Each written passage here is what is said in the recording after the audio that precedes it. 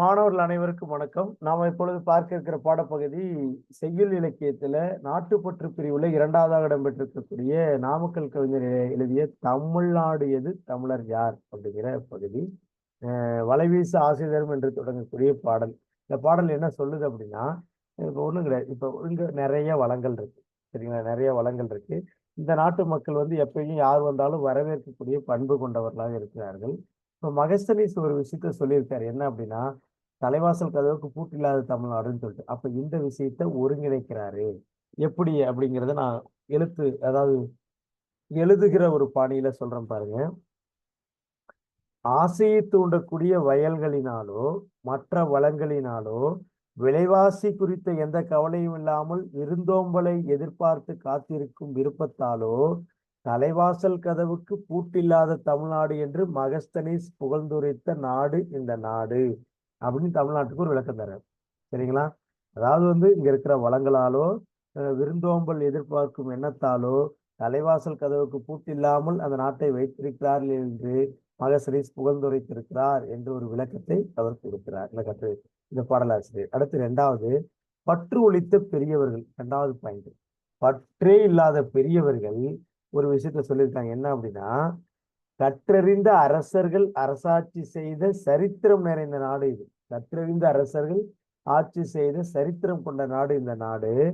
நான் வேற எதற்கு எந்த வீரனும் இல்லை என்று மமதை கொண்டவரை மதிக்காத நாடு இந்த நாடு. யாராவது ஒருத்தர் வருத்தப்பட்டால் கூடவே சேர்ந்து தானும் வருந்துகிற நாடு இந்த நாடு அப்படிங்கிறாங்க. சொல்றேன், பற்றுளித்த பெரியவர் என்ன சொல்றாருன்னா, எந்த பற்றுமே இல்லாதவங்க பாராட்டுக்கிறாங்க, அதுதான் முக்கியம். பற்று கொண்டவங்க பாராட்டுறதை ஏற்றுக்க முடியாது. எந்த பற்றுமே இல்லாதவங்க பாராட்டுறாங்க. என்னன்னா, கற்றறிந்த அரசர்கள் ஆட்சி செய்த சரித்திரம் கொண்ட நாடு இது. மமதை உள்ள அரசர்களை மதிக்காத நாடு இந்த நாடு. யாராவது வருத்தப்பட்டால் தானும் சேர்ந்து வருந்துகிற அரசன் ஆண்ட நாடு இந்த தமிழ்நாடு அப்படின்னு சொல்றாங்க. மூன்றாவது பத்தியில வரக்கூடிய விஷயம், அழுத்தமாக சொல்லக்கூடிய ஒரு உலக நடை தமிழ் மொழியில் உண்டு. இரண்டாவதாக, உலக நாடுகளுக்கெல்லாம் விரிகிற ஞானம் தமிழ் மொழியில் இருக்கின்றன. பல மொழியில் அறிவையும் திசைச்சொல் என்று இலக்கணம் வகுத்த தொல்காப்பியம் தமிழில் இருக்கிறது. இது போன்ற இலக்கணம் வேற மொழியில் உண்டா காட்டு அப்படிங்கிறார். மீண்டும் ஒரு முறை சொல்றேன், உலக நடை தமிழ் மொழியில் உண்டு.